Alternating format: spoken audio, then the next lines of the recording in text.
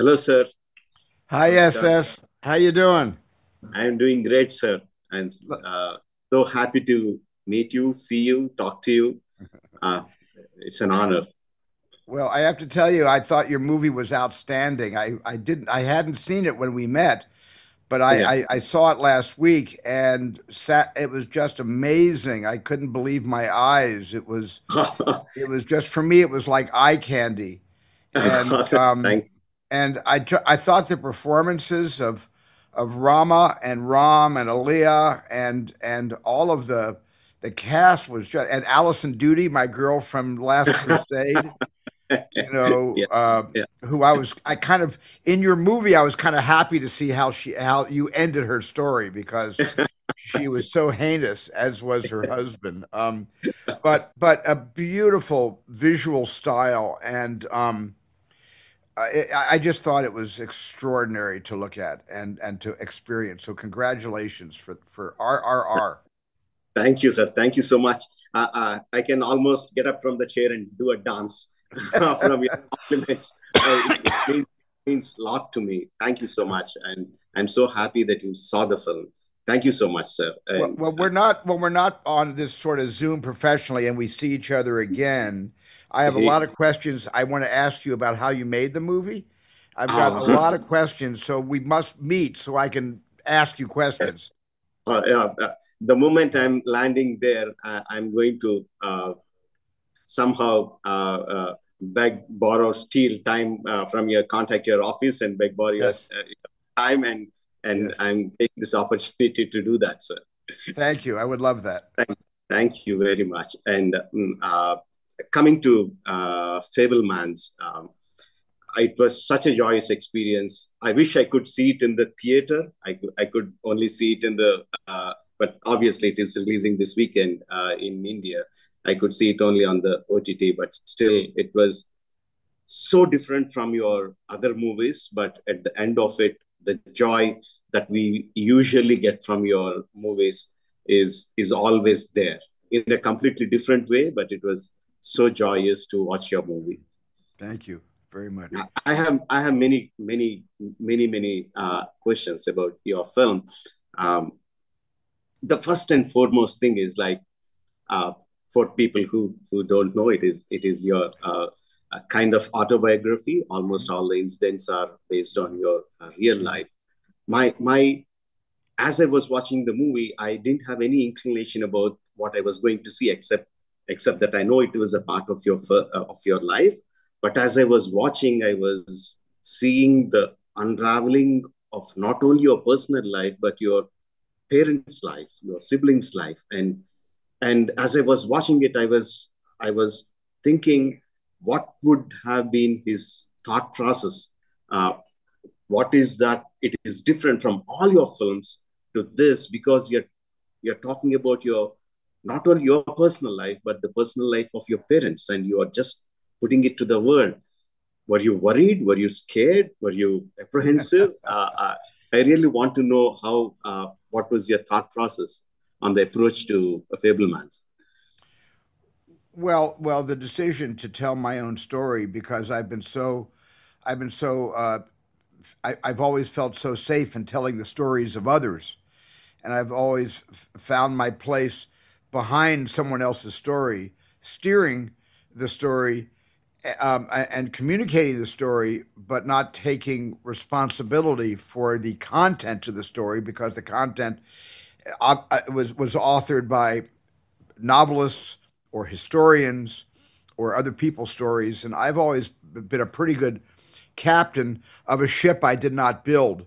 But all of a sudden, I'm now the captain of a ship that I was not only on the crew building from scratch, along with my sisters and my mother and father, but suddenly I have a larger responsibility to tell the truth about some of the things that happened to me in my formative growing up years, but at the same time, I didn't want to hurt anyone. I didn't want to hurt my three sisters. I didn't want to embarrass my family. And yet I needed to sort of struggle with some of the trauma that we all experienced, as everyone experiences when they come from a broken home, when they come from divorce. and when they come from anti-Semitism, let's say, which happened to me in high school. Uh, um, so this was, I felt like I wasn't wearing as many clothes as I often wear when I'm telling someone else's stories. I felt like I was wearing a t-shirt and bathing trunks when I made the Fablemans. That's how exposed I felt in daring to tell a story about things that happened to me. Yeah, as I was watching the film, initially, what I felt like was, oh my God, he's picturizing his own mom as not so good. Where I was sympathizing, empathizing with the father, but how how can he do that? How can he show his mother in a bad light? But as we progress, we understand uh, the difficulty of the situation. No one is bad. It is not about a person being good or bad. It's about following your heart and following your duty. Maybe a conflict between the duty, family duty, and the heart. Yes, It was yes, so wonderfully presented. yes. Uh, You're absolutely right. The story there are no villains in the story at all. yes, yes, If anything, the villains are the people outside the story that belittle you for reasons yes, that empower them by belittling and diminishing you. So the villains, the bullies, obviously are the villains of the story. But even the bullies have their own personal secrets that yes, causes my main bully to have yeah, that emotional reaction, which I don't want to yeah, give away at the end of the yes, story. yes, Um, but I really believe that because there are no villains in the story, it's a story about love. It's a story about a young boy, much like myself, named Sammy Fableman, who falls in love with movie cameras and making movies with his neighborhood friends, which eventually is going to lead him to a career. And it's a story about his mother, yeah, who never plans to fall in love with her husband's best friend and business partner, which is absolutely what happened in our lives. It's exactly what happened, and it's about following your heart, and not sacrificing yourself and your own happiness and your own future to make others around you safe and comfortable.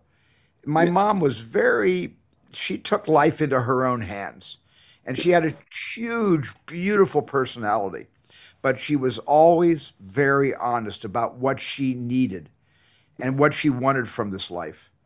And she took it for herself, but she still brought all of us along with her. So we never felt abandoned by the choices that she was making. She always included us in her choices. yes. And I think it is so difficult to. I mean, she's a real life character, but to write Yeah. that character on paper and make it look so justified, her actions, her to make the actions look so justified. I think that required fantastic writing and fantastic performance by the actor. Unfortunately, I don't know her name, but she, uh, yeah, Michelle Williams played she Mitzi, did a and yeah. fantastic job with that. And when I saw the two scenes, 2.5 scenes of Uncle Boris, I just fell in love with that guy. But I wanted to ask you, art and family, were you ever torn apart in your lives? I don't think art and family was a question that was posed to me when I was 16, 17 years old. But Of course, Tony Kushner and I wrote that scene, which we think is kind of the unifying theory of this film, of this entire film about art. And it's kind of scary when you take a position in any movie to try to define what art is, because art means something to everyone, to the artist, and to all of us appreciating someone else's art. It means so many different things, but the personal meaning about art and family will tear you in half. Happened to me later after I had already established myself as a filmmaker, as a working director. And Kate and I started raising a family, and we started having children. We have 7 kids now. But the choice I had to make in taking a job that would move me to another country for 4 or 5 months where I wouldn't see my family every day. That was the art and family that pulled that was really a rending, ripping kind of experience. The choices Yes. I had to make, and there were several films where I chose not to make. They offered me Harry Potter. I chose to turn down the first Harry Potter to Ah, basically spend that next year and a half with my family, my young kids growing up. yeah. So I sacrificed a great franchise, which I'm very happy even today, looking back, very happy to have done to be with my family. Other times, my family stayed in Los Angeles, and I went abroad to tell a story. Yeah, I can really understand. Luckily for me, I keep my whole family in the film business. My wife, my son, my kids, my brother, my brother's wife. Everyone is with me along with me making movies, so I don't miss my family. I'm Well, that quite happens lucky. sometimes. I've made a number of films where my family has actually moved to like my whole family came to Poland when I made Schindler's List. We all lived in Krakow for 4.5 months. But there are other films where you can't do that. Of course. And uh,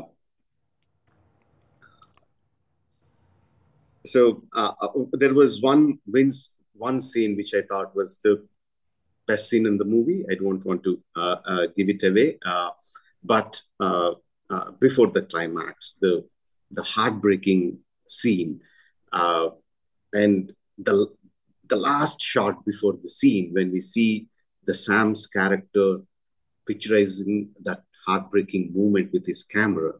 What was your thought behind that? Why did you place that shot there? This is at the very end, right? Yes, I guess we say we have that term we use about knocking down the fourth wall, yes, where we hope to tell stories that the audience is inside the story, and by the end of any movie, the audience wants to feel like they're still inside the experience of watching those characters and hearing how those characters are going to end the story or how the story is going to end. But I took a chance to knock down the fourth wall, to take the advice of a great filmmaker, the advice that he gave me about the horizon, and which really happened, by the way. That word for word is to the best of my recollection. That's exactly what oh. happened to me when I was 16 years old and met that great man for the first and last time. And so I just wanted to knock down the fourth wall to sort of say, I also learned something from that. Yeah, that was a great scene, by the way. But the question I had was like when Sam picturizes his grieving family with the camera. What was the meaning behind that particular shot? Oh, I'm sorry. Okay. Sometimes when I was growing up, and there was trauma in all of our lives. There's always trauma. No family, can Yeah. survive childhood Yes. without some form of trauma. And with me, when I discovered the movie camera as a kid, I could sometimes use my imagination when things were really bad at home Mhm. to imagine that I was making a movie of how bad things were at home. Even if I wasn't making the actual movie, I would pretend I was. Mhm. And it blunted the pain. And I think Ah, in that moment of trauma, when Sammy hears the news of what's about to happen between his mother and father, which is going to change their lives forever, Sammy imagines himself and looks up and sees himself in the mirror with a movie yes. camera filming the traumatic sequence, when in fact he's just sitting there trying to blunt the pain. Yeah. Yeah. I took it in a slightly different manner. That happens to me uh, when some sad incident is happening around and it's going for some time.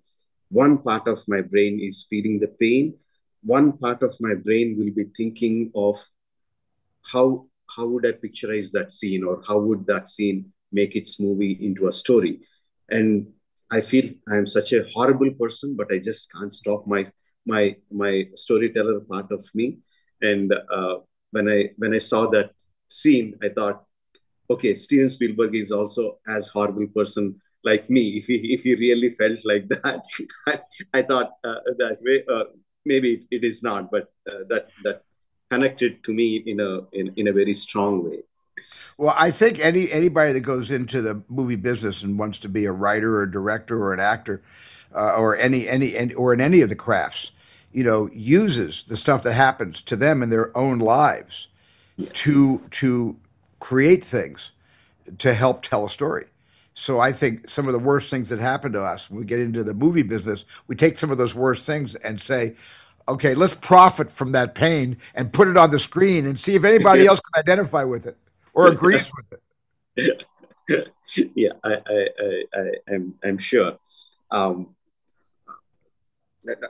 in the same scene, what truly amazed me was the performance of the actors. Of course, senior actors, experienced actors, I can understand, but the four young actors, particularly the two girls, to perform to that extent, I was like really blown away. One part of me was like just feeling the scene, but the director part of me was Yes. thinking like, how could he make such young actors perform with to that extent? I would really like to know how you make your actors reach that level of performance. Well, Yeah, I think the younger the actor is, the less of a performance they give. But the younger the actor is, that young actor is more in connection with their own personal, individual feelings. And I kind of, when I'm casting young people, I try to cast young people who can play themselves, not who can do an accent or who can put on a costume and be nothing like they are in real life. But I try to cast actors who are very exactly like who they are in real life and then get them to believe that what's happening to these characters is actually in real time happening to them. And that's why I think these young actors are able to be so closely in touch with their own humanity or and the depth of their feelings, even feelings they don't quite yet understand because they haven't been to an analyst yet and and they haven't been in deep relationships or they haven't yet had their hearts broken, but they're young enough to be in real close proximity with how they really feel.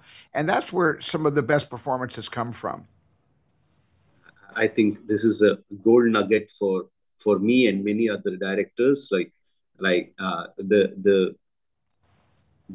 The point lies in casting, not on the day of the shoot, but like how you cast your actors. That is the secret lies there. That's a very important lesson. And coming to the young directors, I face this difficulty many times when people ask me what is the advice for young directors, how should they approach. Uh, one part of me tells me that you have to work your asses off. You have to work Mhm. so many years in the industry. You learn the uh, uh, how industry works. You have the experience. You don't rush into things. With experience, you know not only the film techniques but also the emotions and how to carry the emotions to the audiences. You learn all those things. One part of me wants to tell that. Other part of me thinks like, am I thinking too old? The newer generation are so capable of multitasking, probably, and the kind of tools that they have in their hand, we didn't have as in our learning days. Probably they should just jump in and learn. So, what is your advice for young filmmakers? Which is the right way to do it? Well, a young filmmaker who is free to tell their own stories, stories that they make up inside their imaginations. My advice to them, if they have if they're using their phone as a camera, because you can make an entire movie on your phone today. We didn't have that luxury when we were Yes. growing up. But when you can do that today, I would simply say, tell stories that you're familiar with. You know, do what you know. Find as much of yourself to put in that film, even if the film's science fiction or an adventure or something that is fantasy or something that is not realistic. There's still a lot of truth about who the filmmaker is.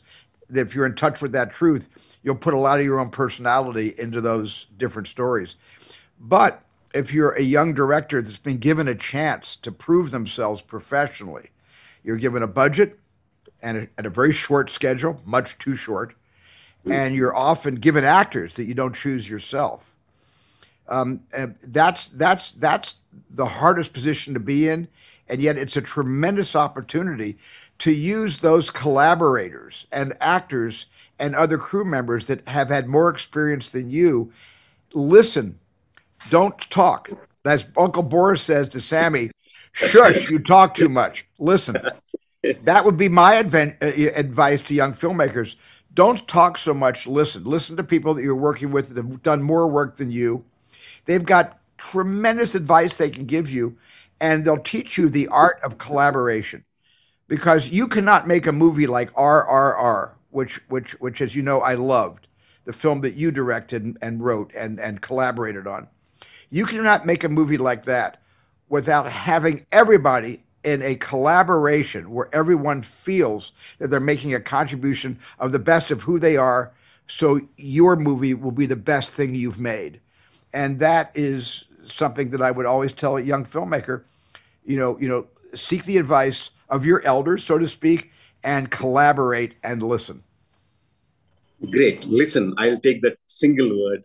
Listen. Don't talk. Listen. And but if I say as a young filmmaker, assuming that I'm a young filmmaker stepping into my first film, and there is a producer or a studio who is putting their money on me, believing that I deliver, and if I ask my production designer or cameraman or a story writer, someone says to say that I don't know how to do this. If I say I don't know, will that uh, make my producer or my studio lose faith in me? Will they look down upon me if I say I don't know? When I was about to make Jaws, I met a famous American director named Henry Hathaway, and I was about to go off to Martha's Vineyard, which I thought would be a 3 month shoot. Turned out to be 7 months in Martha's Vineyard. I went way over schedule on that one. But Henry Hathaway said to me, "Let me give you some advice. When you come to the set in the morning and you don't have any ideas, or you've run out of ideas, or you don't quite know what to do, pretend you have every idea in the world. Don't show weakness in front of your crew, or they'll all disrespect you." And I did not listen to that advice because on Jaws, it was so hard to make. I needed everyone's help. And if I had taken Henry Hathaway's advice and pretended that I had all the answers, I would have been laughed off the Atlantic Ocean because nobody had the answers in how to make Jaws, except the ocean and the people building the mechanical shark. That was great. I mean, I have my own experience, but I wouldn't take my time for in this. I'll explain to you when we meet in Los Angeles. So one more question on the same thing. This is not just for the young filmmakers, but filmmakers in India. Uh, is there an approach that we as Indian filmmakers have to change to pursue the Oscar dream? It is such a big thing for many of us, or most of the world. So, is there something that we should change, or something we follow to chase the Oscar dream? Because we have been lagging behind quite a lot. So, do you think we should do something different? I would never presume to give advice about what anyone should do differently based on the country you're from and the culture you've grown up with and the collaborate the stories you want to tell. I would just say keep telling your own stories and don't try to conform your stories to stories you think the world wants to hear, because then you're working for the world. You're not working from your own heart. Tell the stories that come from your heart, and that will service you for the rest of your career. Thank you so much. Last question I want to ask is like uh, when I was watching Fabelmans, it felt like there is so much more story to come. I didn't feel like this was an ending. I felt like this was a comma. So, are we going to see more of Sam's story? Well, I can say right now, I don't have any plans to continue Sammy Fableman's stories beyond where the film fades out, Yeah. because it was such a gratifying and satisfying and uplifting experience for me. It was also a very heavy experience, a very sad experience. I had I had to recreate the divorce of my parents. I had to recreate a lot of things that made me cry on the movie, on the set when I was shooting. I'd have to sometimes walk away from the set and go outside and just breathe fresh air before returning. I'm not ready to go back into the gestalt of my life again in the foreseeable future, but who knows? Who knows? Yeah, yeah. I mean, why I asked the question is like, even though you are telling the story of your parents, or your siblings or your family, it was always through the point of view of Sam, how Sam perceived the closeness and the drifting away of his family. So as I was watching, I also thought we would see uh, how Hollywood works, or how difficult or easy is it for young Sam to venture into Hollywood from a young guy's perspective. I thought we are going to see more. At least that's what we want to see as fans. I kind of believe sometimes in predestiny, Yeah. that sometimes the stories that you deny yourself or say you will never tell, you find yourself in 2 or 3 years just telling the story that you denied. So maybe someday it will happen. I don't think that's for me to say. If I suddenly get a message or a signal and I'm drawn to back to Sammy again, someday it could happen. But I have no plans, immediate plans to do that right now. Thank you so much, sir. And for a person who has 22 nominations, three Oscar wins, I don't think it's a point to say all the best for your fourth one. And for a person who has so many successes, I don't need to wish that your film in India will be a big success. But we as fans really, really look forward for both of them, and hope you come to India to celebrate the success of Fabelmans here. Well, thank you. I miss India. I spent time there, as you know, in the 70s and 90s and 2000s. Yeah, I love my partners, Reliance, yeah. they've been partners with me for many years, and I have a lot of connections with India, which I'm very proud of. Hopefully, you'll find another story where you have to come and shoot here in India with Indians, with Indian crew, with Indian actors. I would love that. Last time I was in India was 1976 when I made Close Encounters of the Third Yes, Kind in a small town called Hal outside uh, of Mumbai or Bombay yes, in those days. yes, yes. This time, hopefully, it's in Hyderabad, my hometown. That would be great. Okay, it would Yeah. be good. I'll hold you to that. Thank you, sir. Thank you very Thank you, much. SS. Thank you so Ho- much. Hoping to Thank you. catch you in Los Angeles very, very soon. Thank you, sir. I hope to see you here. Thank you.